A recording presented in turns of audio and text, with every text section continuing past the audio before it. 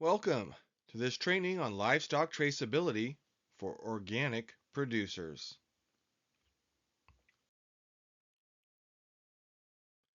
In this training, we will focus specifically on understanding traceability in livestock transactions. To do this, we will cover the NOP standards, where traceability is discussed, identify necessary steps to maintaining traceability, and show some examples of record keeping for traceability.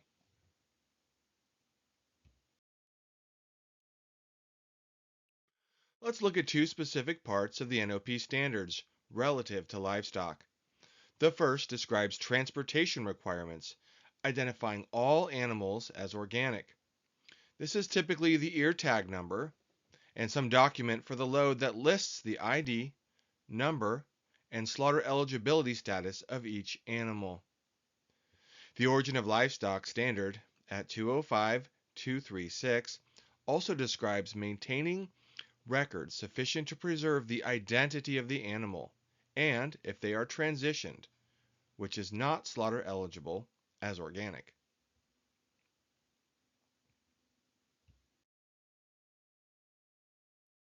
Turning to the basic record keeping requirements, stating that certified operations must fully disclose all activities and transactions.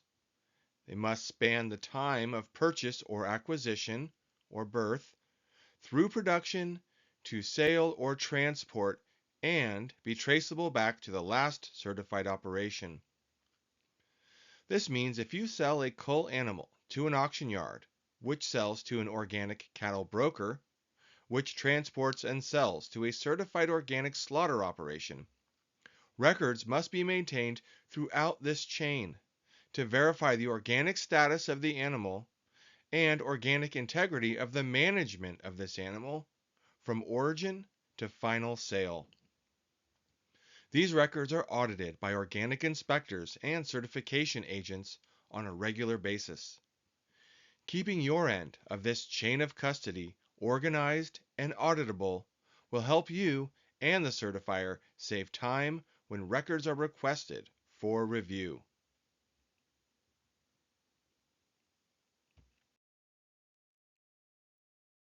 The start of the chain of records, or traceability, begins at the origin of the animal.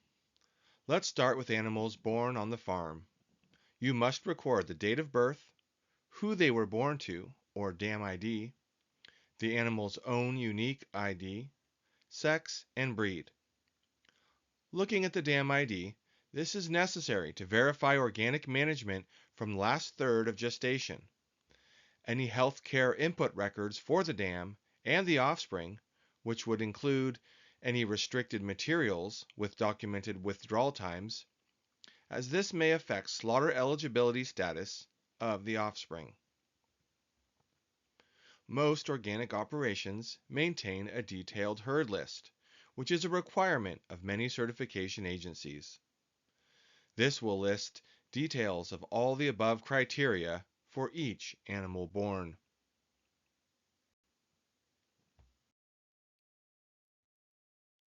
Turning to purchased animals, you will need to be able to readily verify the organic status of the animals purchased. Comprehensive purchase documents are necessary, which include the date, listing of the seller and buyer, organic status of each animal, slaughter eligibility status of each animal, and unique ID listed.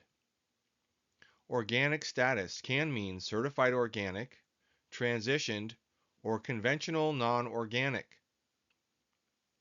Slaughter eligibility can be organic slaughter eligible, organic but not slaughter eligible as organic, or transitioned, also not slaughter eligible as organic.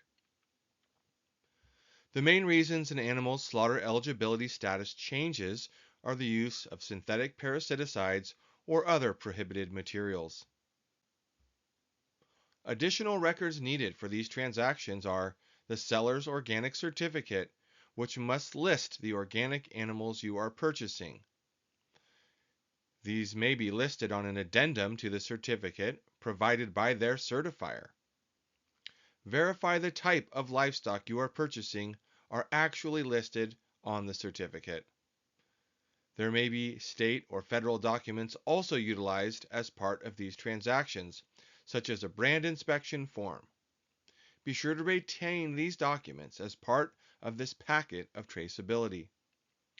We will cover transportation requirements on a following slide. Simply writing ear tag numbers on a paper copy of the certificate is not sufficient for traceability.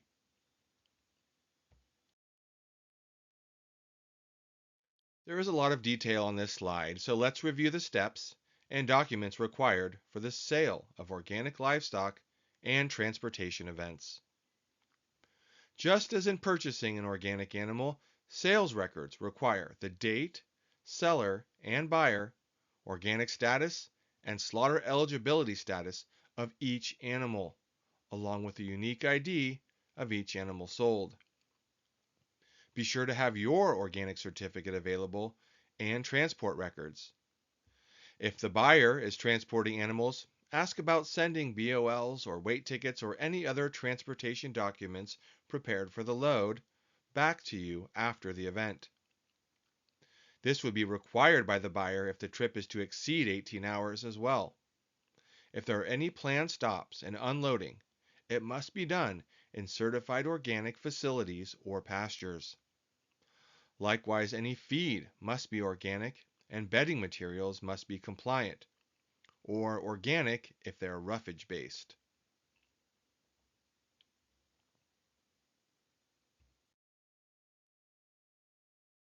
Looking at what the standards say about transportation of livestock, we see a provision for animals transported more than 8 hours. Your OSP should describe how organic management and the animal's welfare will be maintained during the trip. If you oversee transport of organic livestock, you must keep records to verify transportation times, which may be requested by your inspector or certifier. As you can see, even when selling organic livestock, you must maintain comprehensive records that describe the transaction and all associated activities.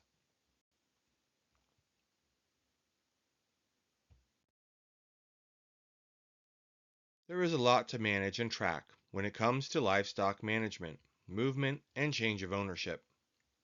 The important thing to remember when maintaining livestock records is that there are linking elements. Each record should link to the one previous and ahead of it in the chain of custody. In this example, we see 4 documents as part of a sales transaction. The seller verifies the slaughter eligibility of the animals in the first window. Next, we see a back tag number assigned to cows in the example of 203 and 205 for ear tag numbers 5422 and 5674 with corresponding weights and who has purchased the cows. Then we have the total price paid with the linking elements of back tag and ear tag numbers still listed.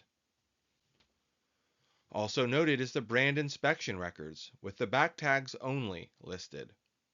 The original ear tag ID would be traced back to the selling operations herd list, which should go all the way back to their origin, with born on the farm as organic or purchased as organic. Learn to create consistency among all of your records. Are the IDs listed consistent between each record? Is the total number of head accurate and the same on all records? Are both sides of the transaction keeping accurate records? Organic certification agencies are tasked with auditing these records annually, and sometimes more often if there are complaints or investigations. Having complete records for all of your livestock from origin to sale will help verify compliance of your operation and create strong traceability.